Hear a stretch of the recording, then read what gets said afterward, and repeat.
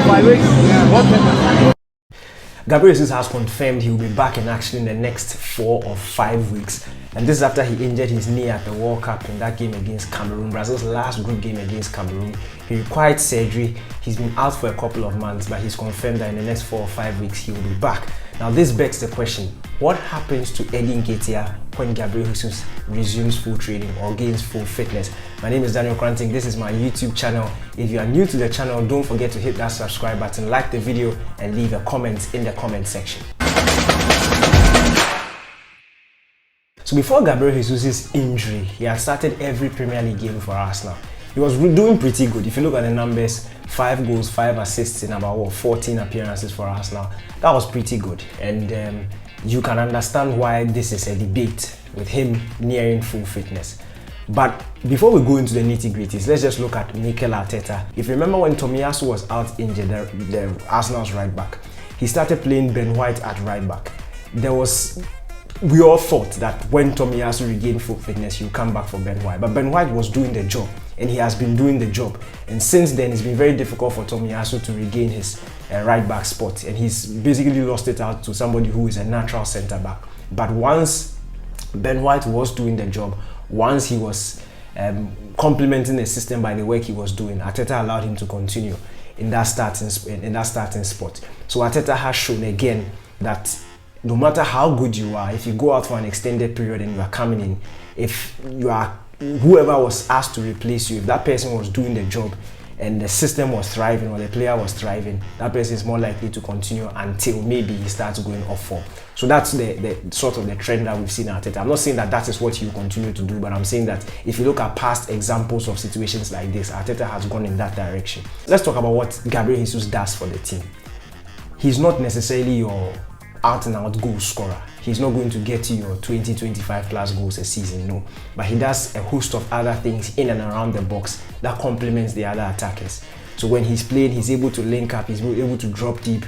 His defensive work from up top, it does a lot. So you see him creating opportunities, he's creating goals, he's scoring goals himself, and he's allowing the other attackers around him to thrive.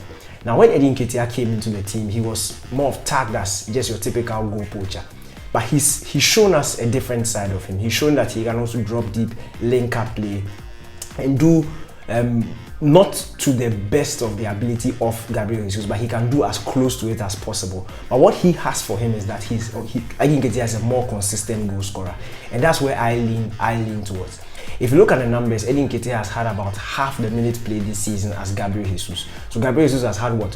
Over 1,200 minutes played. Nketiah has just about 589 minutes played. Now if you look at their goals scored, Nketiah has 4 goals in the 5 starts he's made since Gabriel Jesus went out injured. Gabriel Jesus has 5 goals.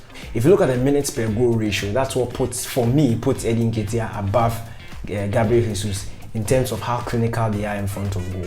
Minutes per goal, Gabriel Jesus scores what? A goal every 245 minutes. So that means he can stretch for at least 3 matches before he gets a goal, if you are looking at the averages. Nketiah has just about 147 minutes per goal. So that is considerably better than what Gabriel Jesus is dishing out. And my point is, look, if you have a player who is starting as a number 9, for me, I judge that player first of all by goal scoring ability. Then all other things come up in addition to what he can add or what he can complement to the goal scoring. So if it's dropping deep, if it's being a creative factor, blah blah blah, those things add to your main duty as a goal scorer. And that's why for me, I think that Nketiah supersedes Gabriel Jesus when it comes to that, because he's a far more prolific goal scorer than Gabriel Jesus in that regard. And if you even look at in a grand scheme of things, and you look at the absence of Arsenal's performances in the absence of Gabriel Jesus, they still have been that fluid. They are still creating opportunities. We see the forward players in and around Nketiah also contributing to goals. So if you look at Arsenal, basically the system is supposed to allow the forward players to be able to score and then create also. So you don't necessarily have an over-reliance on one player for goals. That makes sense. And I'll elaborate on that later. But let me just go through the numbers. You look at Martinelli having 7 goals and 2 assists. You look at Saka having 7 goals, 7 assists. Odegaard has 8 goals, 5 assists. You look at even Xhaka this season, who is playing a much deeper role than the rest of the guys up top. He has 3 goals and 5 assists. So Arsenal at least have 3 of their forward players who have, in fact 4 out of their forward players who have 5+ assists in the Premier League alone this season, and that is very commendable. But again, the reason why I'm leaning towards Eddie Nketiah is because of what I call the second half of the season syndrome. When it gets to this point of the season, fatigue sets in. The games are more because now you are in Europe, you are playing the cup competitions. So in all that, it accumulates in less goals, less chances created. So when it reaches that point, this point of the season, you need your players who are very, very prolific, guys who can put the ball in the back of the net. And what I'm saying is not alien to Arsenal. Now, if you take a look at last season, okay, Arsenal were riding high in terms of the race for top 4. But in the second half of the season, when Aubameyang left, they had their front 5 of Martinelli, Emile Smith-Rowe, Lacazette, Saka, and Nketiah contribute 15 goals in the second part of the season. 5 players contributing 15 goals. So Martinelli had 2, Smith-Rowe had 2, Lacazette had 1, which was a penalty actually. Saka had 5, and Nketiah, who came in the last part of the season, had 5. Now, if you compare them to their direct rivals for top 4, Tottenham Hotspur, they had Son Heung-min, just 1 player, scoring 16 goals. So Son Heung-min in the second half of the season outscored Arsenal front 5 in the second half of the season. And if you know what happened, it was Tottenham Hotspur's second half of the season form that got them past Arsenal. Now remember that this was an Arsenal that was kicked out of the FA Cup in the 3rd round. They were out of the Carabao Cup. They were not in Europe. Their sole focus was the Premier League. So they were literally playing 1 match a week. But yet, even the fatigue and things got to them at the tail end of the season. So it's natural. It happens to everybody. But what I'm saying is that you can't. Your style will have to change. When you reach a point of the season where your natural goal scorers, where your team is struggling to create chances, or when chances creation is on a low, it is natural that your unnatural goal scorers, which are your wide men, your Martinellis, your Sakas, your Odegaards, their goals will dip. They may start creating more opportunities, but now you have an over-reliance on your number 9 to get you those goals. Because now you have to start grinding out results. Teams will start playing, sitting even deeper, knowing the threat that you have, and especially because of Arsenal's position.